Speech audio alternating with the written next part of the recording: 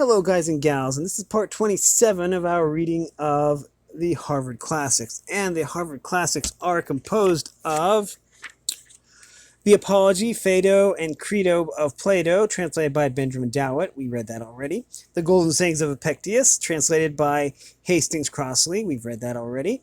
And the Meditations of Marcus Aurelius, translated by George Long and edited by Charles W. Eliot, LLD, with introduction and notes, and we are reading that one currently. Anyways, we are going to go over the copyright information really quick. Clearly says it is copyright 1980, 1937, and 1907 by Grolier Enterprises Corporation and manufactured in the United States of America.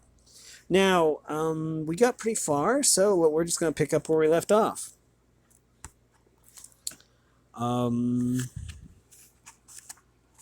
According to my notes, we left off on number 49, so let's continue there. And it was super long, so I had to make the other one kind of short. Be like the promontory against which the waves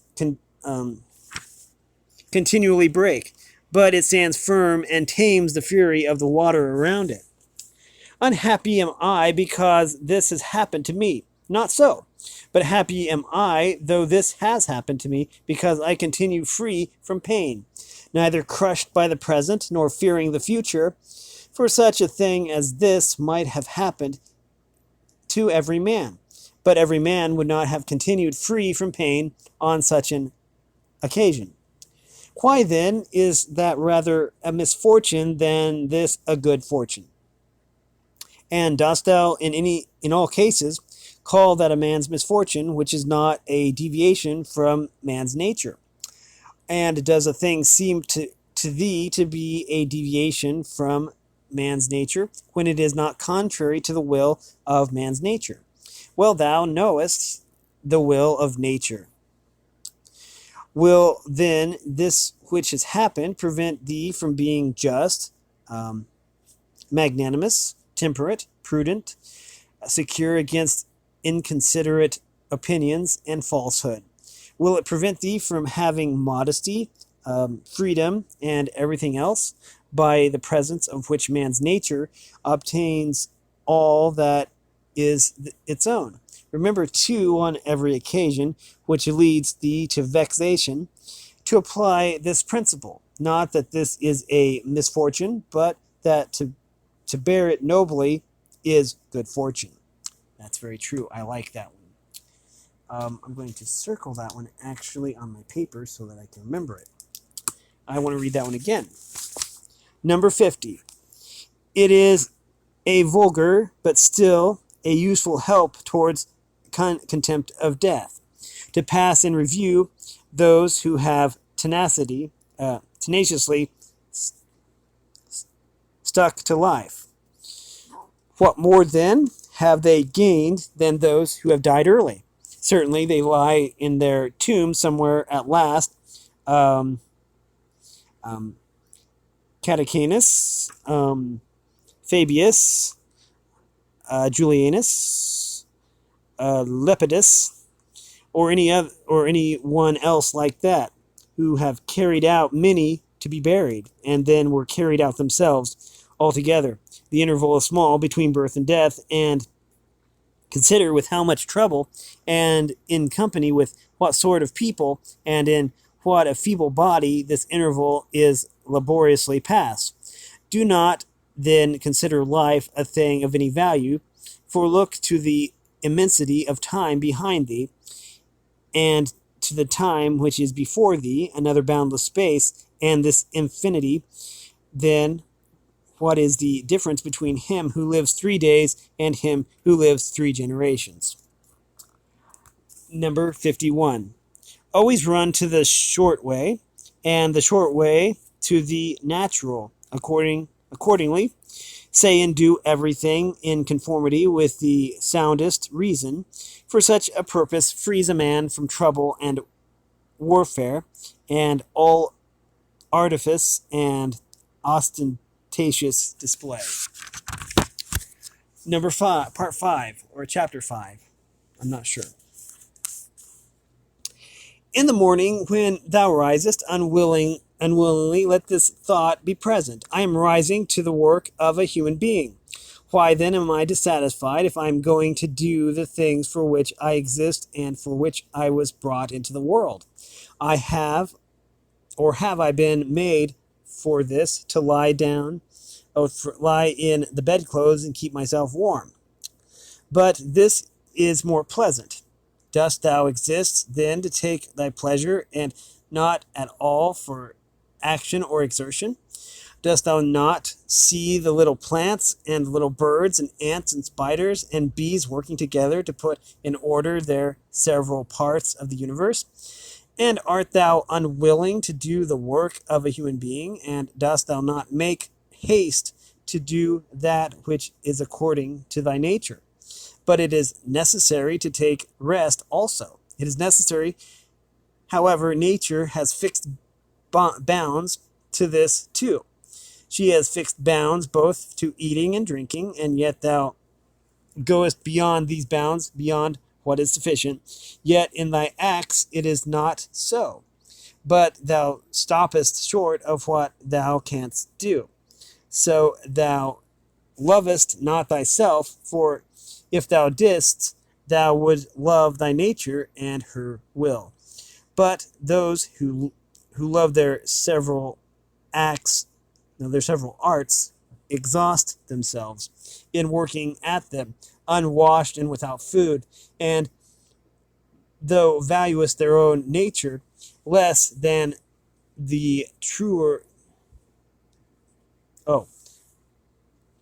their own nature less than the turner values and turning arts, or the dancer the dancing art, or the lover of money values his money, or the vainglorious man his little glory. And such men, when they have a violent affection to all things, choose neither to eat nor to sleep rather than to perfect the things which they care for. But are the acts which concern society more vile in thy eyes and less worthless than thy labor? Number 2, how easy it is to repel and to wipe away every impression which is troublesome or unsuitable, and immediately to be in all tranquility. Number 3, judge every word and deed which are according to nature to be fit for thee, and to be not diverted by the blame which follows from any people, nor by their words. But if a thing is good to be done or said, do not consider it unworthy of thee. For those persons have their peculiar leading principle, and follow their peculiar movement. Which things do not thou regard, but go straight on, following thy own nature and the common nature, and the way of both is one.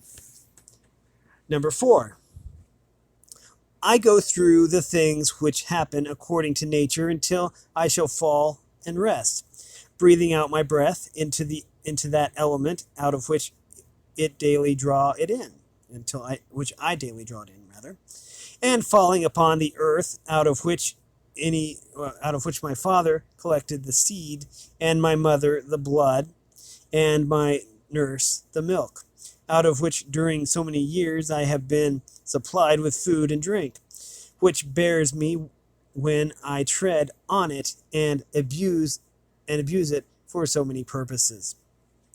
Number 5, thou sayest men cannot admire the sharpness of thy wits. Be it so, but there are many other things of which thou cannot say, I am not formed for them by nature. Show those qualities, then, which are altogether in thy power: sincerity, gravity, endurance of labor, aversion to pleasure, contentment, and thy portion. Contentment with thy portion, and with few things, benevolence rather, frankness, no love of superfluity, freedom from trifling magnanimity. Dost thou not see how many qualities thou art immediately able to exhibit, and when there is no excuse of natural incapacity and unfitness, and yet thou still remaineth voluntarily below the mark? Or art thou compelled through being defectively furnished by nature to murmur and to be stingy and to flatter and to find fault with thy poor body, and to try to please men and to make great display and to be restless in thy mind? No, by the gods, but thou mightest have been delivered from these things long ago. Only if in truth thou canst be charged with being rather slow and dull of comprehension, thou must exert thyself about this also, not neglecting it, nor yet taking pleasure in thy dullness. Number 6. One man, when he has done a service to another, is ready to set it down to his account as a favor conferred. Another is not ready to do this, but still in his own mind he thinks of the man as his debtor, and he knows what he has done. A third, in a manner, does not even know what he has done, but he is like a vine which has produced grapes, and seeks for nothing more after it has once produced its proper fruit. As a horse when he has run, a dog when he has tracked the game, a bee when he has made the honey, so a man, when he has done a good act, does not call out for others to come and see, but he goes on to another act, as a vine goes on to produce again the grapes in season. Must a man then be one of these, who is who in a manner act thus without observing it? Yes, but this very thing is necessary, the observation of what a man is doing, for it may be said, is a characteristic of the social animal to perceive that he is working in a social manner, and indeed to wish that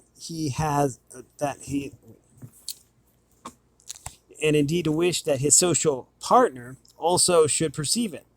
It is true that thou sayest, but thou dost not rightly understand what is now said, and for this reason thou misled by a certain show of reason. But if thou wilt choose to understand the meaning of what is said, do not fear that for this reason thou wilt omit in a social act. Number 7. A prayer to the Athenians, rain, O dear Zeus, down on the plowed field, for the Athenians and on the plains. In truth, we ought not to pray at all, but we ought to pray in this simple and noble fashion.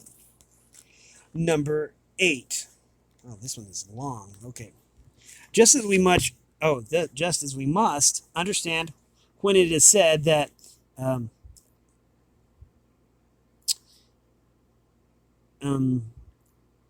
Asclepius prescribed to this man horse exercise, or bathing in cold water, or going without shoes, so we must understand it when it is said that the nature of the universe prescribed to this man disease or mutilation or loss of anything else of the kind. For in the first case, prescribed means something like this: he prescribed this for this man as a thing adapted to procure health. And in the second case, it means that which happens or suits every man is fixed in a manner of him suitably to his destiny. For this is what we mean when we say the things as suitable to us, as the workmen say of squared stones and walls, or the pyramids, that they are suitable when they fit them to one another in some kind of connection. For there is altogether one fitness, or harmony. And as the universe is made up out of all bodies to be such a body as it is, so out of all existing causes, necessity, destiny, is made up to be such as a cause as it is.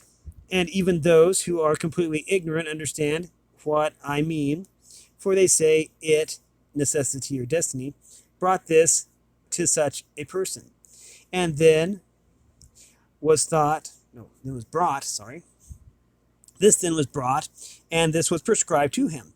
Let us then receive these things as well as those which Acephalus prescribes. Many as a matter of course, even among his prescriptions are disagreeable, but we accept them in the hope of health. Let the perfecting and accomplishment of the things which the common nature judges to be good be judged by thee to be for the same kind as thy health. And so accept everything which happens, even if it seems disagreeable, because it leads to this, to the health of the universe and to the prosperity and felicity of Zeus, the universe. For he would not have brought on any man what he has brought if it were not useful for the whole. Neither does the nature of anything, whatever it may be, cause anything which is not suitable to that which is directed by it. For two reasons, then it is right to be content with that which happens to thee. The one, because it was done for thee and prescribed for thee, and in a manner had reference to thee, originally from the most ancient causes spun with thy destiny. And the other because even that which comes severally to certain man, to every man, is to the power which administers the universe a cause of felicity and perfection, nay, even if its very continuance.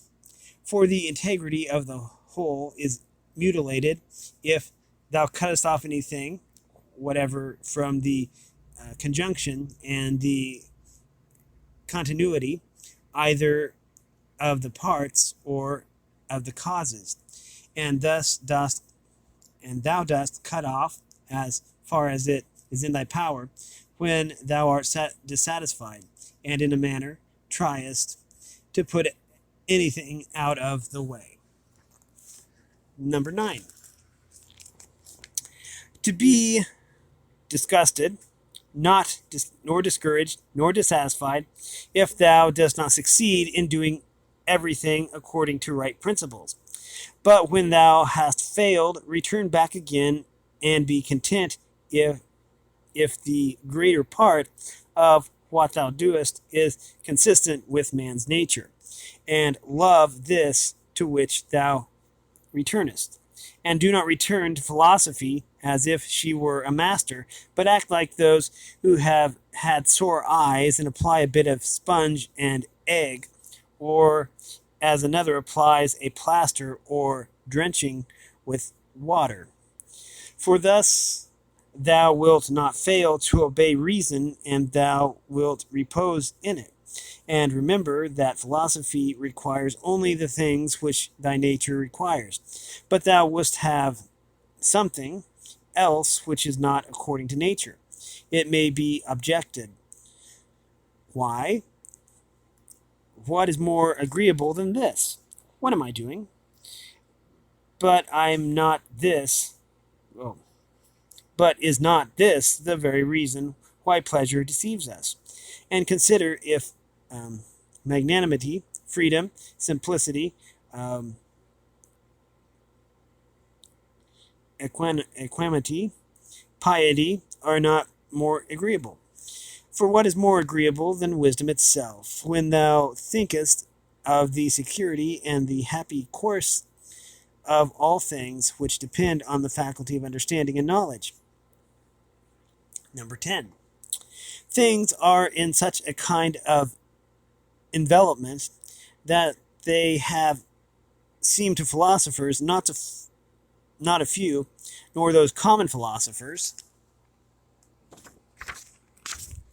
altogether unintelligible. Nay, even the Stoics themselves, they seem difficult to understand, and all our assent is changeable. For where is a man who never changes? Carry thy thoughts then to the objects themselves, and consider how short-lived they are and worthless, and that they may be in the possession of a filthy wretch, or a whore, or a robber. Then turn to the morals of those who live with thee, and it is hardly possible to endure even the most agreeable of them, to say nothing of a man being hardly able to endure himself. In such darkness, then, and dirt, and in so constant a flux, both of substance and of time, and of motion, and of things moved, what there is worth being highly prized, or even an object of serious pursuit, I cannot imagine. But on the contrary, it is a man's duty to comfort himself, and to wait for the natural dissolution, and not to be vexed at the delay, but to rest in these principles only. The one, that nothing will happen to me which is not conformable to the nature of the universe, and the other, that it is in my power never to act contrary to my God and demon, for there is no man who will compel me to this. Number 11. Check. Number 11. Almost what am I... Oh, about what I'm about... Okay, sorry.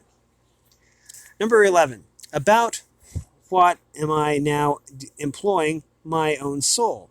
On every occasion, I must ask myself this question and inquire, what have I now in this part of me, which they call the ruling principle? And whose soul have I now? That of a child, or of a young man, or of a feeble woman, or of a tyrant, or of a domestic animal, or of a wild beast? Number 12. What kind of things those are which appear good to the many, we may learn even from this. For if any man should conceive certain things as being really good, such as prudence, temperance, justice, fortitude, he would not, after having first conceived these, endure to listen to anything which should not be in harmony with what is really good. But if a man has first conceived as good the things which appear to the many to be good, he will listen and readily receive as very applicable that which was said by the comic writer. Thus even the many perceive the difference. For were it not so, this saying would not offend and would not be rejected in the first case, while we receive it when it is said of wealth and of the means which further luxury and fame, as said fitly and wittily. Go on then, and ask if we should value and think those things to be good, to which, after their first conception, in the mind, and the words of the comic writer might be aptly applied, that he who has them through pure abundance has not a place to ease himself in. Number 13. I am composed of the formal and the material, and neither of them will perish into non-existence, as neither of them came into existence out of non-existence. Every part of me, then, will be reduced by change into some part of the universe, and that again will change into another part of the universe, and so on forever. And by consequence of such a change, I too exist, and those who begot me, and so on forever, in the other direction. For nothing hinders us from saying so, even if the universe is administered according to defined periods of revolution. We are at the 25-minute mark. We are going to end it here at number 14. We have been reading from the Harvard Classics, specifically the Meditations of Marcus Aurelius.